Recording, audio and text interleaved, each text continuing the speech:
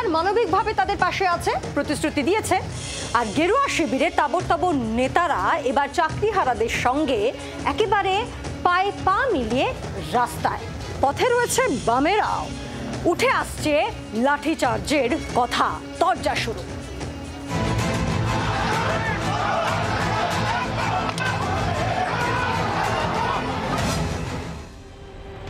আন্দোলন হবে আর রাজনীতি দূরে থাকবে, তা কি এই বাংলায় হয়? 25,752 জন চাকরিহারা, সঙ্গে তাদের পরিবার। শিক্ষক মানে স্কুল ছাত্র পরিধিটা অনেক বড়, শহর ছাড়িয়ে যার বিস্তার গোটা বাংলায়। আর ভোটের ঠিক আগের বছর চাকরিহারাদের পাশে পেতে তাই মরিয়া সব পক্ষ।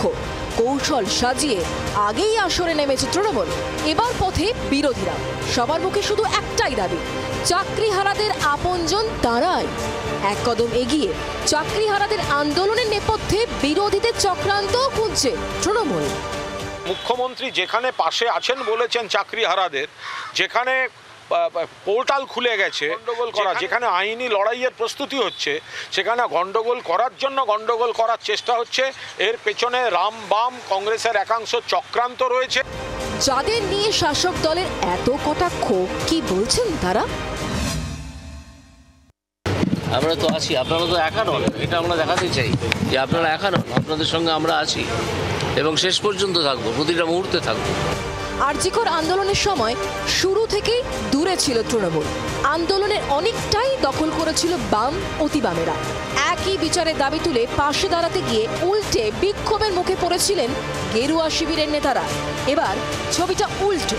সৌজন্যে বিজেপি সাংসদ প্রাক্তন বিচারপতি অভিজিৎ গঙ্গোপাধ্যায় চাকরিহারাদের সঙ্গে নিজে কথা বলেছেন, গিয়েছেন এসএসসি দপ্তরে।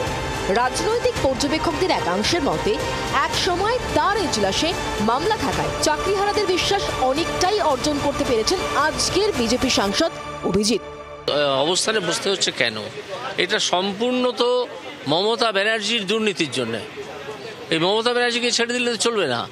আরেকজন লোক আছে যাকে এখনো পর্যন্ত ছেড়ে রাখা হয়েছে, সেটা হচ্ছে সেই সময়ের প্রিন্সিপাল সেক্রেটারি এডুকেশন। আর সেই সূত্র ধরেই বৃহস্পতিবার এসএসসি ভবনে চাকরিহারাদের বিক্ষোভ অনশন মঞ্চে দেখা গেল বিজেপির একাধিক পরিচিত মুখ। সঙ্গে দেখা গিয়েছে প্রাক্তন এসএসসি চেয়ারম্যান চিরঞ্জিত মণ্ডলকেও। প্রশ্ন হচ্ছে, অযোগ্য আর যোগ্য বিচার করে দেওয়ার দায়িত্ব কার? কাগজগুলো কোথায়? দিনভর আন্দোলনকারীদের সঙ্গে দেখা গেল বিজেপি নেতাদের। সরকারকে তারা যে 1 ইঞ্চিও জমি ছাড়বে না বুঝিয়ে দিল বিজেপি। লাঠি এবং মামলা এবং হামলা সবকিছুর হিসেব আমরা লিখে রাখছি, চিন্তা নেই, সুদে আসলে ফেরত দেওয়া হবে। একদিকে বিচারপতি, অন্যদিকে আইনজীবী। নিয়োগ দুর্নীতি মামলায় অভিযোগকারীদের হয়ে সওয়াল করেছিলেন সিপিএম এর বিকাশ রঞ্জন ভট্টাচার্য। মামলায় তিনি জিতেছেন, তবে চাকরি গেছে প্রায় 26,000-এর।